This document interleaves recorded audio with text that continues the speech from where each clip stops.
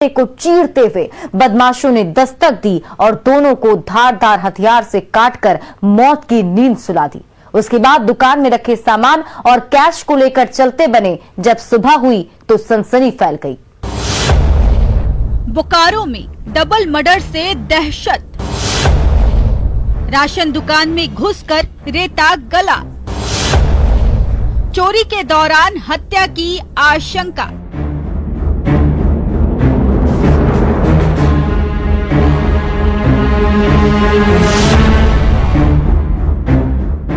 Ration दुकान में पड़ी दो लाश, खून से लथपथ जमीन और बिस्तर।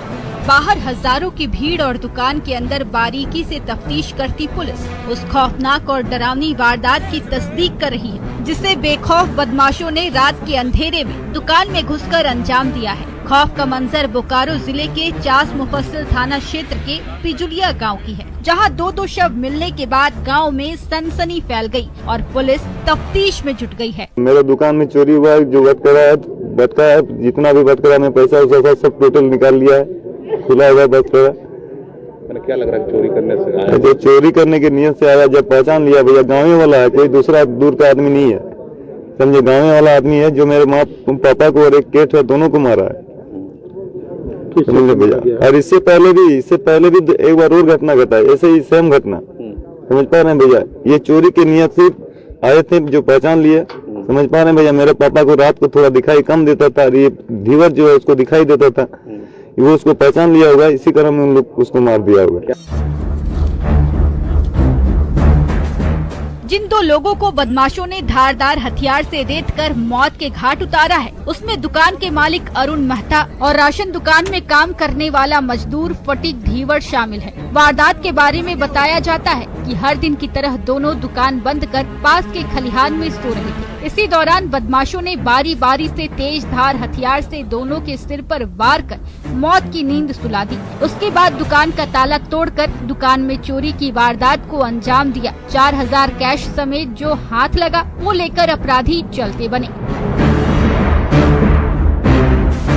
घटना की खबर तब लगी जब सुबह करीब 7 बजे अरुण की पत्नी हर रोज की तरह दुकान पहुंची। उसने दोनों का शव बिस्तर पर खून से लथपथ पड़ा देखा। उसके बाद उसके पांव तले जमीन खिसक गई। हत्या की खबर अपने बेटे को दी। बेटे ने घर वालों को बताया। उसके बाद हत्या की खबर जंगल की आग की तरह फैल गई। देखते ही देखते लोगों की भारी भीड़ इकट्ठा हो गई। पुलिस को सूचना दी गई। पुलिस भी फौरन मौके वारदात पर पहुंच गई और मामले की छानबीन में जुट गई है। लेकिन सवाल ये है कि दोनों की हत्या किसने की? क्या चोरी के दौरान अपराधियों ने दोनों की हत्या की? पुलिस सभी बिंदुओं पर जांच कर रही है। बहुत ही जघन्य और नृशंस से हत्या की गई है और ये दिखलाता है कि राज्य के अंदर कानून व्यवस्था का कितना गिरता हुआ स्तर है।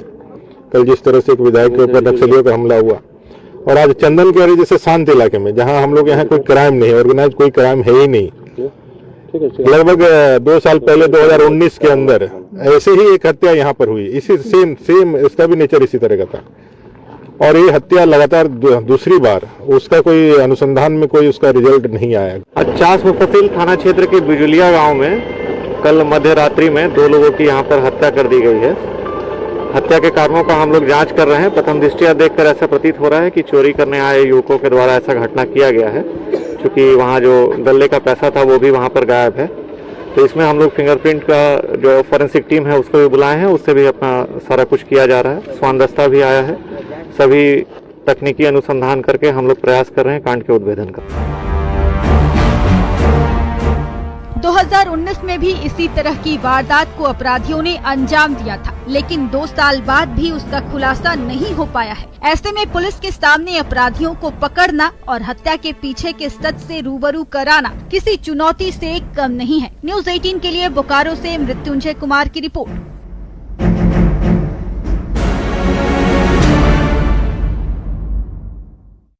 दोनों राशन